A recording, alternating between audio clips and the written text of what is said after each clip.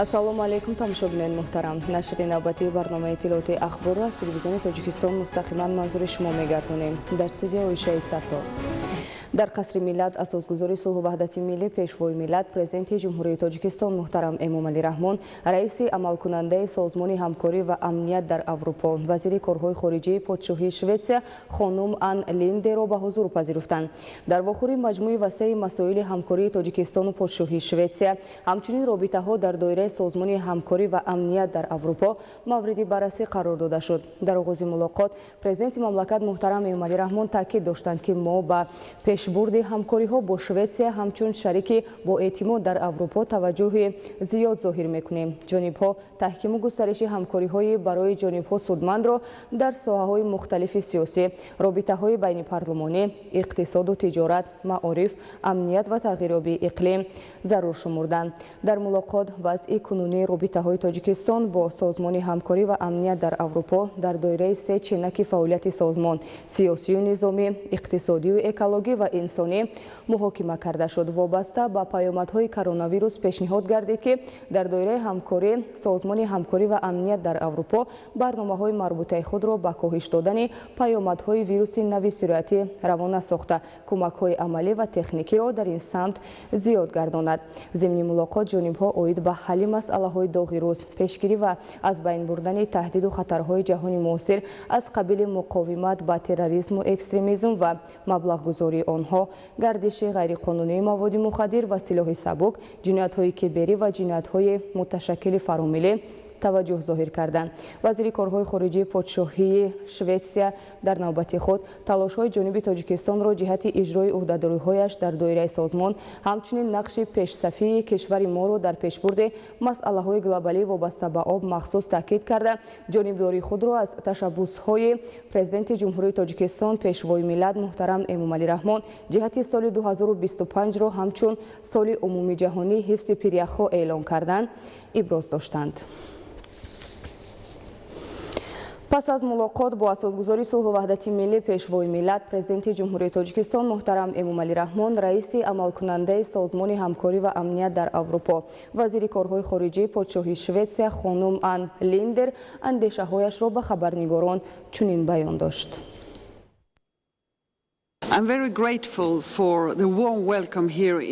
муҳтарам намояндагони васоити ахбори умум, барои ман боиси хушнудии бузург аст ки имрӯз бо сафари корӣ дар ҷумҳурии Тоҷикистон қарор дорам. ман дар ҷумҳурии Тоҷикистон дар доираи сафари расмии худ ба 4 кишвари минтақа дар минтақаи Осиёи марказӣ қарор дорам. ба ҳайси раиси амалкунандаи созмони амният ва ҳамкорӣ дар Аврупо ман сафари мазкурро анҷом дода истодаам. барои ман имконияти вохӯрдан бо ҷаноби президент муҳтарам Эмомалӣ Раҳмон боиси шарафмандии бузург буд. албатта аз ҷониби дигар имрӯз сафари ман нишонаи он аст ки чӣ гуна мо ба муносибатҳои байни ташкилоти саҳҳа ва ҷумҳурии Тоҷикистон эътибори хоса медиҳем.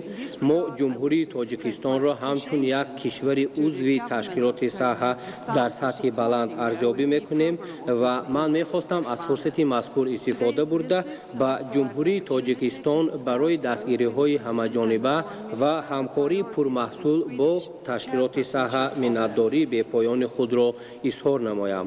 дар доираи сафари худ мо имкон доштем бо президенти ҷумҳурии Тоҷикистон муҳтарам Эмомалӣ Раҳмон ва инчунин бо вазири корҳои хориҷии ҷумҳурии Тоҷикистон масъалаҳои афзалияте ки имрӯз дар доираи раисии Шветсия дар ташкилоти мазкур гузошта шудааст баррасӣ намоем.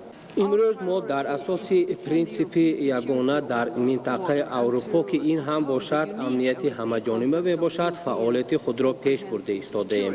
дар доираи амнияти ҳамаҷониба мо на танҳо амнияти ҳарбиро дар назар дорем, балки дар ин ҷо муносибати байни ҳамдигарии масъалаҳои амнияти ҳарбӣ бо масъалаҳои ҳуқуқи инсон, демократия, волоияти қонун ва инчунин иштироки ҷомеаи шаҳрвандӣ дар назар дошта мешавад. Дар доираи фаъолияти худ мо инчунин имрӯз масъалаи иштироки занонро дар ҷараёни сулҳ ва субот пеш бурда истодаем. аз ҷониби дигар чӣ хеле ки мо зикр карда гузаштем, имрӯз барои мо иштироки занон дар ҷараёни рушди иқтисодиву иҷтимоии ҳар як кишвар ниҳоят муҳим аст, то он ки онҳо ҳам имконияти ҳисса гузоштан дар ҳалли масъалаҳои гуногунро пайдо намоянд. ман инчунин дар бораи ҷонибдории сатҳи баланди раисии Шветсия дар доираи ташкилоти созмони амният ва ҳамкорӣ дар Аврупоро вобаста ба масъалаи баробарии гендерӣ зикр намудам. дар ин ҷода мо омода ҳастем ва кӯшишҳои заруриро ба харҷ дода истодаем барои беҳтар намудани вазъияти ҳуқуқи занҳо ва инчунин васеъ намудани имкониятҳои иқтисодии онҳо тамоми чораҳои зарурӣ дида шавад.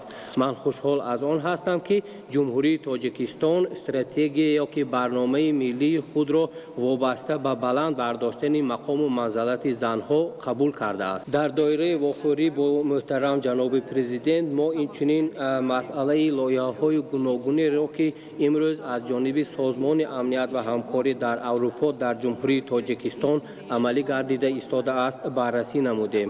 лоиҳаҳои мо дар байни дигар масъалаҳо ба масъалаҳои ниҳоят муҳим ки яке аз онҳо идоракунии захираҳои об мебошад бахшида шудааст. мо имрӯз инчунин дар доираи лоиҳаҳои мазкур ба иштироки занон дар идоракунии захираҳои об эътибори хоса дода истодаем. илова ба ин мо барои баланд бардоштани нерӯи кормандони мақомоти ҳифзи ҳуқуқ ва сарҳадии кишвар дар доираи фаъолияти коллеҷи саҳа оид барои баланд бардоштани малакаҳои кормандони роҳбарикунандаи мақомоти ҳифзи ҳуқуқ эътибори хоса медиҳем. дар доираи фаъолияти худ дар ин барномаҳо мо ба масъалаҳои мубориза ва инчунин пешгирии экстремизми зӯроварона ки дар натиҷа ба терроризм оварда мерасонад ва ҳамбастагии онҳо бо масоили ҳуқуқи инсон эътибори хоса медиҳем. илова ба ин мо дар масъалаҳои пешбурди тиҷорат ва соҳибкорӣ ҳам чораҳои зарурӣ андешида истодаем. дар бораи ҳамкориҳои дуҷонибаи байни Тоҷикистон ва Шветсия дар доираи вохӯрӣ бо ҷаноби президент ва инчунин вазири корҳои хориҷии ҷумҳурии Тоҷикистон мо ба масъалаҳои ҳамкориҳои созанда байни кишварҳои мо ва инчунин ҳамкории мо дар минтақаи Осиёи марказӣ эътибори хоса додем ки чӣ гуна мо метавонем тавассути ба сатҳи баланд бардоштани ҳамкориҳо дар рушди минтақа таъсири мусбат гузорем. дар доираи вохӯриҳо инчунин мо масъалаи Афғонистонро баррасӣ намудем ва дигар масъалаи муҳиме ки рӯи миз гузошта шуд ин баровардани қувваҳои эътилофӣ ки дар бораи ин ба наздикии президенти Штатҳои Муттаҳидаи Амрико ҷаноби Байден эълон доштанд. мо инчунин ба масъалаҳои идоракунии захираҳои об дар сатҳи фаромарзӣ эътибори хоса дода истодаем. ман инчунин зикр намудам ки имрӯз масъалаҳои демократикунонии ҷомеа пешбурди ҳуқуқи инсон ва инчунин ҷалби бештари ҷомеаи шаҳрвандӣ дар маркази диққати мо қарор дорад. ман умедвори он ҳастам ки дар оянда ҳамкориҳо байни саҳа ва ҷумҳурии Тоҷикистон ва инчунин Шветсия ва ҷумҳурии Тоҷикистон боз ҳам ба сатҳи баланд бардошта мешаванд. In the years to come. Thank you very much. давоми солҳои соҳиби истиқлолӣ ҳукумати Тоҷикистон барои пешрафти фаъолияти инноватсионӣ дар мамлакат ташаккули низоми самараноки инноватсионӣ ки ба баландбардоштани сатҳи технологӣ ва рақобатнокии истеҳсолот, суръатбахшӣ рушди иҷтимоию иқтисодӣ ва расидан ба ҳадафҳои стратегии миллӣ мусоидат менамояд, заминаҳои мусоидро фароҳам овардааст. дар ҳамин замина ва бо мақсади боз ҳам тақвият бахшидани илму технология дар соҳаҳои гуногун шӯрои илм, маориф ва инноватсияи назди президенти ҷумҳурии Тоҷикистон таъсис дода шуд. имрӯз асосгузори сулҳу ваҳдати миллӣ пешвои миллат президенти ҷумҳурии Тоҷикистон муҳтарам Эмомалӣ Раҳмон дар ҷаласаи якуми шӯрои илм, маориф ва инноватсияи назди президенти ҷумҳурии Тоҷикистон иштирок ва суханронӣ намуданд. гузориши хабарнигорони мо. 15 апрел асосгузори сулҳу ваҳдати миллӣ пешвои миллат президенти ҷумҳурии Тоҷикистон муҳтарам Эмомалӣ Раҳмон дар ҷаласаи якуми шӯрои илм, маориф ва инноватсияи назди президенти ҷумҳурии Тоҷикистон иштирок و سخنرانی کردند. مورد ذکر است که اقدام تأسیس شورای علم، معارف و اینواسیون نزد پرزیدنت جمهوری تاجیکستان سال 2020 در روز دانش از جانب پیشوای ملت محترم امامعلی رحمان به میان گذاشته شده بود. سرور دولت محترم امامعلی رحمان هدف اساسی از تأسیس شورای مذکور را بررسی مشکلات در ساحه‌های علم، معارف و اینواسیون جای داشته و مساعدت کردن بر رشد این بخش‌های حیاتاً مهم جامعه ارزیابی کردند. تأکید گردید که از سالهای 2000 این جانب حکومت مملکت در سیاست دولتی ساحه‌های علم و معارف را از جمله سمت‌های افضلیت‌ناک اعلان کرده اصلاحات جدی ساحه‌های ذکر شده را آغاز نمود. در این مدت وابسته به اصلاحات ساحه‌ها یک قطار سندهای داخلدار قبول گردیده از حساب بودجه دولت جهت حل مسائل علم و معارف تدبیرهای ضروری راه اندازی کرده شدند. قبول برنامه رشد علم‌های دقیق در جمهوری تاجیکستان برای سالهای 2005-2008 قدم اولین و جدی در راه آموزش علم‌های بنیادی گردید و برای جلب بیشتر نورسان و جوانان با آموزش فن‌های طبیعی و ریاضی راه وسیع شد. قرارهای حکومت کشور و دیگر سندهای مهم ساحه از جمله درباره استراتژی جمهوری تاجیکستان در ساحه علم و تکنولوژی برای سالهای 2007-2015 قاعده های تشکل، اکسپرتیز، تصدیق، مبلغ گذاری و اجرای برنامه و لایحه های علمی و تکنیکی، برنامه همگرایی علم و تحصیلات عالی جمهوری تاجیکستان برای سالهای 2010-2015، برنامه رشد نیرو و مالکیت ذهنی انسان در دوره تا سال 2020، برنامه رشد علم‌های طبیعت شناسی، ریاضی و تکنیکی برای سالهای 2010-2020، برنامه دولتی تأمین مؤسسه‌های تعلیمی و علمی جمهوری با کابینت‌های فنی، آزمایشگاه‌های مجهز تعلیمی و علمی و تحقیقاتی برای سالهای 2011-2015 از اقدام‌های دیگر به شمار رفته هر کدام آنها بر رشد این یا آن بخش ساحه‌های علم و معارف کشور مساعدت نمودند. اینچنین قبول برنامه‌ها با در نظر داشت طلبات زمان و اهمیت بزرگ علم‌ها در جهت تأمین نمودن پیشرفت کشور به راه مانده شد. پرزیدنت مملکت محترم امامعلی رحمان تاکید نمودند که در اساس قبول برنامه و سندها و در نتیجه فراهم آوردن شرایط ضروری در مرکزهای استحصالی و تعلیمی جوانان به کارهای علمی بیشتر جلب گردیده ذوق آنها به اختراعکاری توسعه پیدا کرد.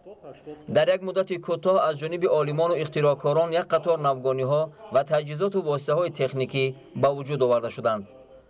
سطح رشد علم، تکنولوژی‌ها و سرعت پیشرفت تکنیکی و تکنولوژی کشورهای رشد یافته دنیا برای عالمان و اختراعکاران و مخصوصا نورسان و جوانان ما باید نمونه عبرت و آموزش باشد. تاکید داشتند سرور دولت و افزودند که ما باید به کارهای علمی بسیار جدی مشغول شویم تا از روندهای معاصر علم و تکنولوژی جهانی خفا نمانیم.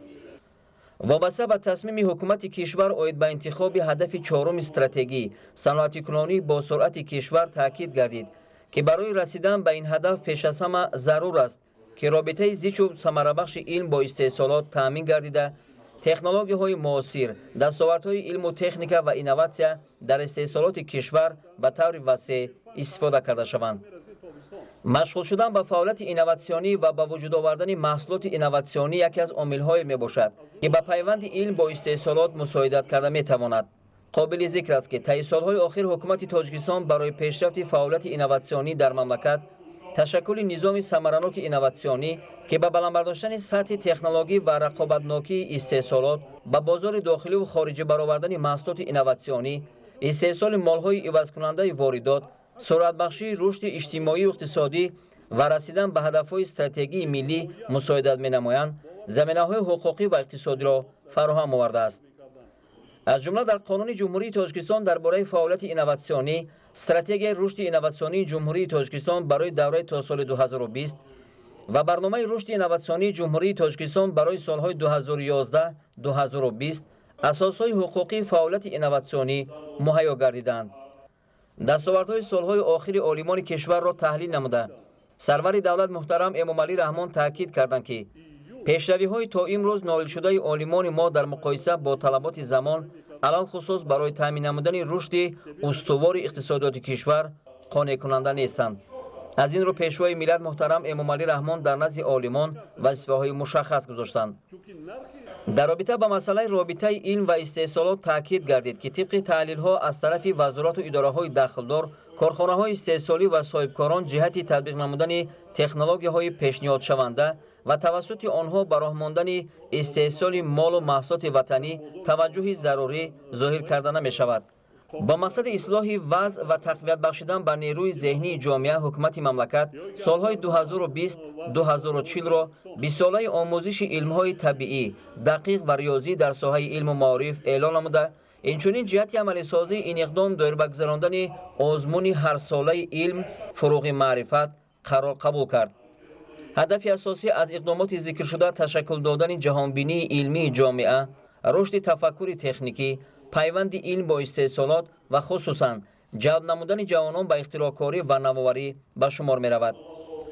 وابسته به تأسیس شبکه تلویزیونی علم و طبیعت که با سپارش به سرور دولت تشکیل و به فعالیت آغاز نمود، پرزیدنت مملکت با اطمینان ابراز داشتند که شبکه ذکر شده برای ترغیب علم و اینوواسیا، دستاوردهای ساحه معارف، تشویق طبیعت زیبای تاجیکستان و ثروت‌های طبیعی آن، اینچنین عملی گردیدن برنامه 20 ساله آموزش و رشد علم‌های ریاضی دقیق و طبیعی برای سالهای 2020-2040 سهم ارزشمند می‌گذارد.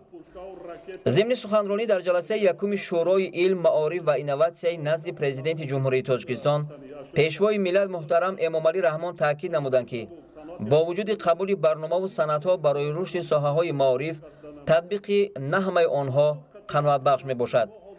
بنابراین وزارت معارف و علم وظیفه‌دار گردید که وضع اجرای برنامه‌های تعلیمی، استانداردهای دولتی و دیگر سندهای قبول شده را تحت نظارت قطعی قرار داده.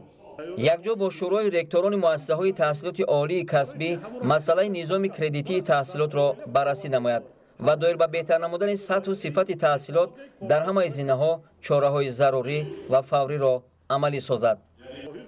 در آخر پرزیدنت مملکت محترم امامعلی رحمان با اطمینان ابراز داشتند که همه این ابتکارات نه تنها به تکمیل جدی نظام اداره ساحه و پیوستن علم وطنی با استحصالات، بلکه در مجموع بر رشد منبعی علم، معارف و اینوواسیا در کشور ما مساعدت خواهد کرد.